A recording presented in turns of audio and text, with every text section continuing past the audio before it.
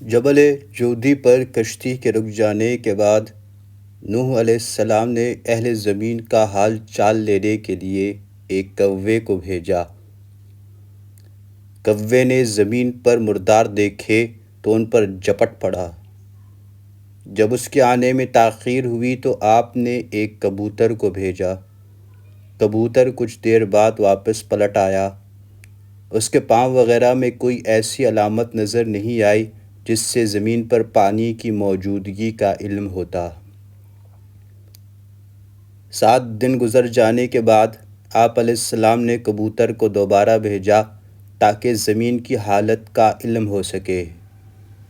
کبوتر جب واپس آیا تو اس کے منہ میں زیتون کا پتا تھا، جس سے نوح علیہ السلام نے اندازہ لگایا کہ اب پانی کی سطح بہت کم ہو گئی ہے۔ 7 دن بعد پھر کبوتر کو بھیجا، لیکن اس مرتبہ کبوتر واپس نہیں آیا، جس سے نوح علیہ السلام کو اندازہ ہو گیا کہ اب سطح زمین خشک ہو چکی ہے۔ چنانچہ حکم الہی کے مطابق نوح علیہ السلام نے کشتی کے دروازے کھول دیے۔ مفسرین لکھتے ہیں کہ کشتی میں صرف ان جانوروں کو رکھا گیا تھا جو پانی میں زندہ نہیں رہ سکتے۔ کوئی آبی جانور کشتی میں نہیں تھا۔ علامہ ابن کثیر تحریر کرتے ہیں کہ اہل کتاب کے مطابق اللہ نے نوح علیہ السلام سے وعدہ فرمایا کہ آئندہ کبھی بھی اہل زمین پر ایسا زبردست طوفان نہیں آئے گا، اور اس وعدے کے لیے اللہ نے ایک علامت مقرر فرما دی جس کو قوس قزح کہتے ہیں۔ ابن عباس رضی اللہ عنہ سے روایت ہے کہ یہ قوس قزح اللہ کی طرف سے طوفان سے امن کا پیغام ہے۔ قوس قزح بارش کے دنوں میں آسمان پر تلوار کی شکل میں کئی رنگوں پر مشتمل ہوتی ہے۔ مفسرین نے فرمایا کہ قوس قزح اس بات کی علامت ہے کہ اب طوفان نوح جیسا طوفان نہیں آئے گا۔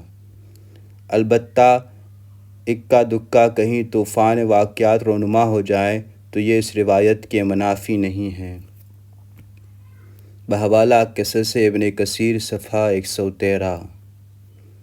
اس سے معلوم ہوا کہ تیز ترین موسلا دار بارش میں بھی قوس قزح امن و سلامتی کا پیغام ہے۔ زمین خشک ہو چکی تھی۔ زمین کا پانی اللہ کے حکم کے مطابق زمین نے نگل لیا تھا، اور آسمان کا باقی ماندہ پانی نہروں اور دریاؤں کی شکل میں محفوظ ہو گیا۔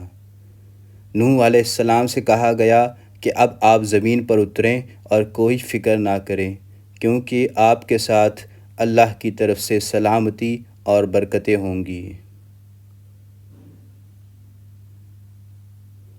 ارشاد باری کا ترجمہ ہے کہ اس واقعے کے بعد دنیا میں باقی رہنے والی سب قومیں نوح علیہ السلام ہی کی ذریت و اولاد ہوں گی۔ اس لیے نوح علیہ السلام کو آدم ثانی کہا جاتا ہے۔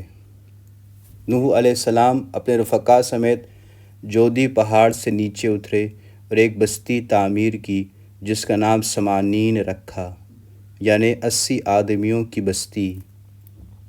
اسی دوران ایک مرتبہ سو کر اٹھے تو ہر آدمی کی زبان بدل چکی تھی، یعنی 80 زبانیں ہو چکی تھیں۔ لوگ ایک دوسرے کی زبان نہیں سمجھ پا رہے تھے۔ اس وقت نوح علیہ السلام واحد شخص تھے جو سب کی زبان سمجھتے تھے اور ہر ایک کی ترجمانی فرماتے تھے۔ اس طرح طوفان نوح کے بعد دنیا میں 80 قومیں وجود میں آئیں جو مختلف زبانیں بولتی تھیں۔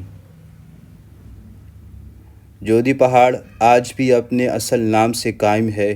اس کا محل وقوع نوح علیہ السلام کے وطن عراق، موصل کے شمال میں جزیرہ ابن عمر کے قریب آرمینیا کی سرحد پر ہے۔ یہ ایک کوہستانی سلسلہ ہے جس کے ایک حصے کا نام جودی ہے۔ اسی کے ایک حصے کو ارارات کہا جاتا ہے۔ موجودہ تورات میں کشتی ٹھہرنے کا مقام کوہ ارارات بتایا گیا ہے۔ مشہور قدیمی تاریخوں کے مطابق نوح علیہ السلام کی کشتی جودی پہاڑ پر آ کر ٹھہری تھی۔ قدیم تاریخوں میں یہ بھی مذکور ہے کہ عراق کے بہت سے مقامات میں اس کشتی کے ٹکڑے اب تک موجود ہیں جن کو تبرک کے طور پر رکھا اور استعمال کیا جاتا ہے۔ بحوالہ قصص مولانا محمد شفیع صفحہ 102۔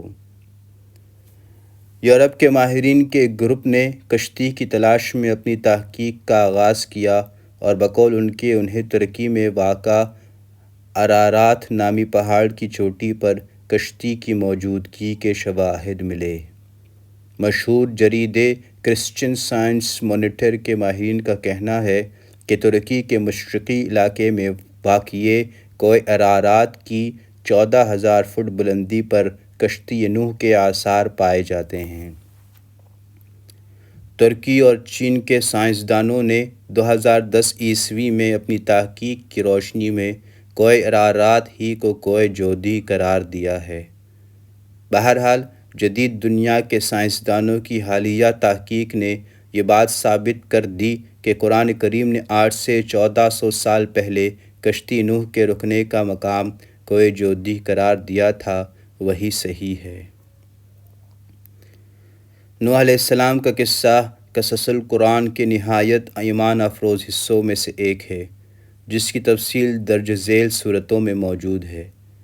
قرآن کریم کی 71ویں سورہ نوح کے علاوہ سورہ اعراف آیت 59 تا 64، سورہ یونس آیات 71 تا 73، سورہ ہود آیات 25 تا 49، سورۃ المومنین آیات 23 تا 31، سورۃ الشعراء آیات 105 تا 122، سورۃ العنکبوت آیات 14 تا 15، سورۃ الصفات آیات 75 تا 82، سورہ آل عمران آیت 9 تا 16۔ ان کے ساتھ ہی قرآن پاک میں نوح علیہ السلام کا نام 51 جگہ آیا ہے۔ عبداللہ ابن عباس رضی اللہ عنہ سے مروی ہے کہ نوح علیہ السلام کو 40 سال کی عمر میں نبوت ملی، 950 سال تک اپنی قوم کو دعوت دیتے رہے، طوفان کے بعد 60 سال تک زندہ رہے، یوں ان کی کل عمر 1050 سال بنتی ہے۔ بحوالہ تفسیر قرطبی جلد 7 صفحہ 250۔ اہل سیر لکھتے ہیں کہ طوفان نوح کے بعد نوح علیہ السلام نے جو بستی بنائی اس میں اپنے لیے ایک مختصر سی جھونپڑی بھی بنائی تھی۔ وہ اتنی چھوٹی تھی کہ آپ جب سونے کے لیے لیٹتے تو آدھا جسم اندر ہوتا اور آدھا باہر۔ اسرائیل علیہ السلام جب روح قبض کرنے آئے اور آپ کو اس حال میں دیکھا تو کہا کہ آپ نے اتنے سارے سال اس مختصر سی جھونپڑی میں گزار دیے، آپ چاہتے تو ایک اچھا سا گھر بنا لیتے۔ نوح علیہ السلام نے جواب دیا کہ طوفان کے بعد میں نے تمہارے انتظار میں اتنا عرصہ گزار دیا۔ ملک الموت نے کہا، اے اللہ کے نبی، ایک وقت ایسا بھی آئے گا کہ لوگوں کی عمریں 100 سال سے بھی کم ہوں گی، لیکن وہ بڑے بڑے عالیشان مکان بنائیں گے۔ اس پر نوح علیہ السلام نے حیران ہو کر فرمایا، اتنی مختصر سی زندگی کے لیے اگر میں اس زمانے میں ہوتا تو اپنا سر سجدے سے ہی نہ اٹھاتا۔ قارئین محترم، سامعین محترم، آدم ثانی نوح علیہ السلام کے الفاظ ہم سب کو دعوت فکر دیتے ہیں کہ ہم اپنی عمر عزیز کو دنیاوی عیش و عشرت کے حصول کے بجائے سفر آخرت کی تیاری میں گزاریں۔